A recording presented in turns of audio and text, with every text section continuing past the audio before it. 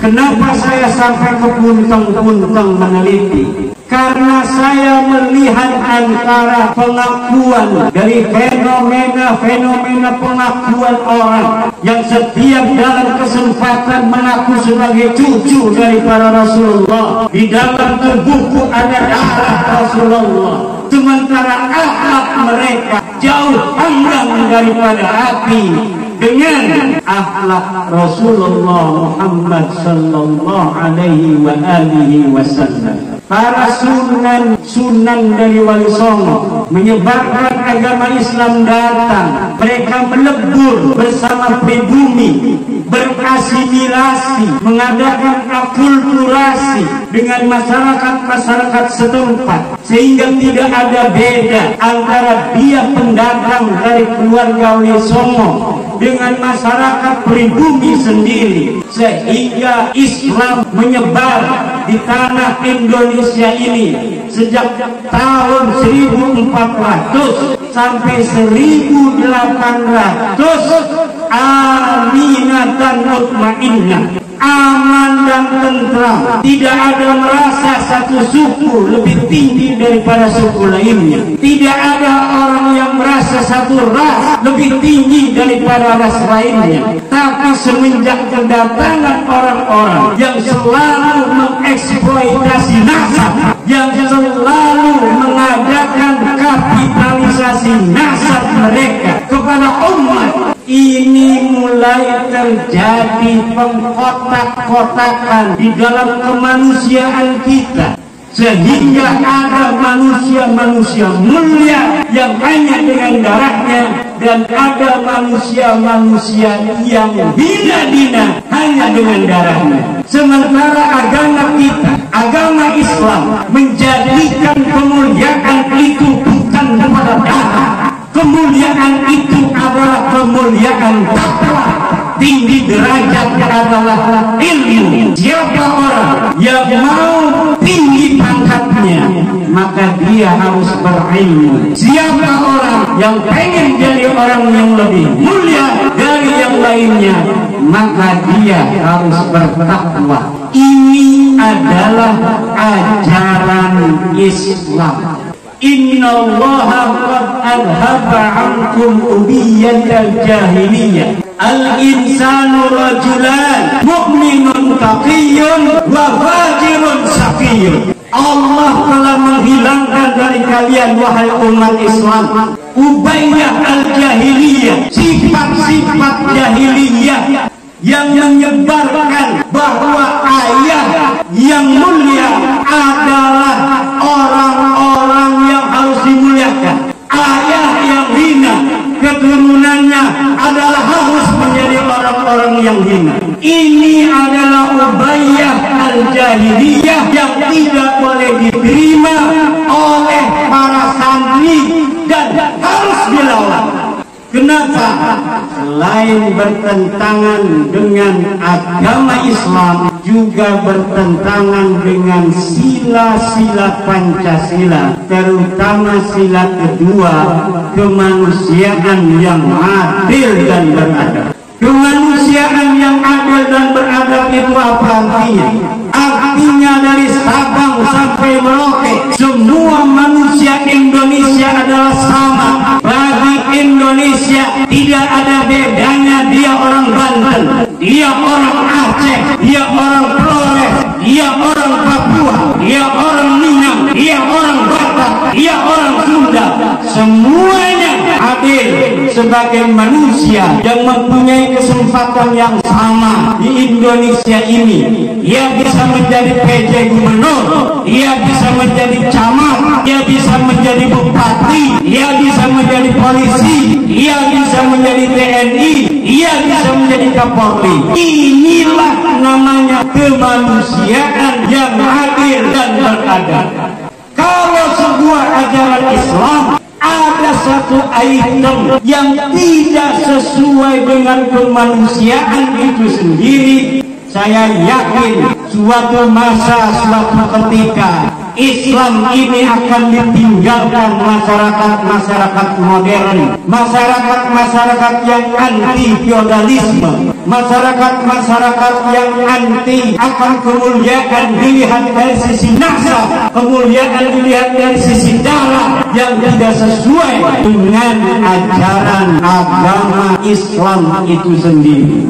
Yang paling menarik dari fenomena itu adalah ketika orang-orang yang dikapitalisasi, orang-orang yang diperbudak ini, bukannya dia membantu orang yang memberikan tahu, memberikan sebuah pencerahan terhadap bahwa ada perbudakan di situ, malah mereka nyerang orang yang memberikan pencerahan itu dengan alasan tidak cinta kepada durian Nabi. Siapa yang tidak cinta kepada durian Nabi?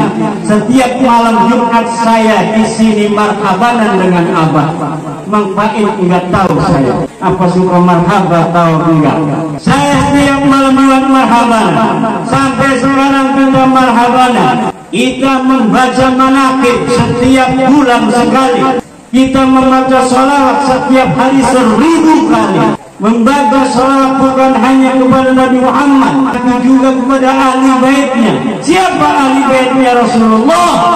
Dia adalah Sayyidina Hasan, Sayyidina Husain, Sayyidina Ali, Fatimah, Bani Hashim, Bani Muttalib yang ada di zaman Nabi Muhammad sallallahu alaihi wasallam. Keturunannya tidak bisa disebut ahli baitnya Rasulullah. Wa kullu fadilatin warada fi fadilati ahli bait Rasulillah raja'a ilaihim la ila dzurriyyatihim. Setiap ada hadis tentang fadilah ahli bait itu kembali kepada mereka ahli bait Rasulullah yang ada pada zamannya. Tidak ada satu dalil pun yang menyatakan bahwa hadis-hadis itu untuk keturunannya yang ada hari ini. Dan saya siap berdebat live seluruh dunia dengan siapa saja untuk mempertanggungjawabkan kalimat saya bahwa tidak ada satu dalil hadis pun yang mewajibkan manusia untuk menghormati, mencintai keturunan Rasulullah. Tidak ada. Yang ada adalah wajib kita memuliakan ulama. Hadisnya banyak, ribuan hadis. Akrimul ulama fa innahum indallahi ulama. Ada enggak akrimul duryati fa innahum indallahi ulama? Tidak ada. Kalau ada yang menemukan hadis semacam itu untuk memuliakan dunia, silahkan panggil saya dan kita takrif itu hadis. Apakah hadis betul? Apa itu hanya hadis maudhu, bikin-bikinan? Apa saja yang ada mereka ceramahkan dari fadilah-fadilah mereka yang mengaku cucu Nabi adalah hadis-hadis palsu atau hadis sahih yang maknanya dirampas oleh mereka dari ahli bait untuk diberikan kepada mereka sendiri. Saya berani berdebat dengan siapapun 3 hari 3 malam untuk mempertahankan tesis ini. Pertama, tesis tentang keputusan mereka sebagai dunia Nabi. Yang kedua, tentang kemuliaan ilmu banding kemuliaan darah dan nasab yang tidak diajarkan menurut ajaran Islam daripada Al-Quran dan Rasulullah Muhammad SAW dalam sunnah-sunnah. Inilah para santri terutama At-Tahiriyah. Yang santri At-Tahiriyah ini murid Abah ini ngajinya orang-orang Mekah, sangatnya muttasil kepada ulama-ulama besar Mekah. Sayyid Amin Qutbi, Syekh Al-Masyah, Sayyid Maliki, Syekh Abbas Al-Maliki dan sebagainya, Syekh Yasin Padang dan sebagainya. Kita bukan diajarkan bagaimana membaca kitab, tapi kita diajarkan bagaimana menganalisa kitab. Mereka berpendapat dengan kaul Ibnu Hajar bahwa Ibnu Hajar telah menyatakan bahwa Ubaidillah sebagai cucu Nabi. Tahun berapa lahirnya Ibnu Hajar?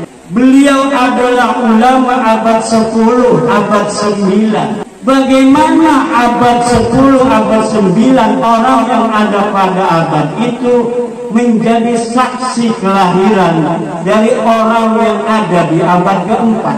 Tidak bisa. Ibnu Hajar orang besar, tapi dalam masalah nasab perlu dalil dan perlu referensi. Dan inilah yang tidak dapat mereka temukan sampai hari ini. Demikian, karena ini permintaan dari Kiai Faiz. Mang Iman, tolong jangan sampai tidak membahas masalah nasab yang lagi viral. Siap, kata saya.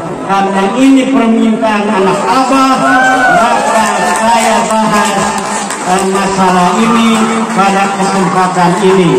Wallahul muwaffiq ila aqwamit thariq. Wassalamualaikum warahmatullahi wabarakatuh.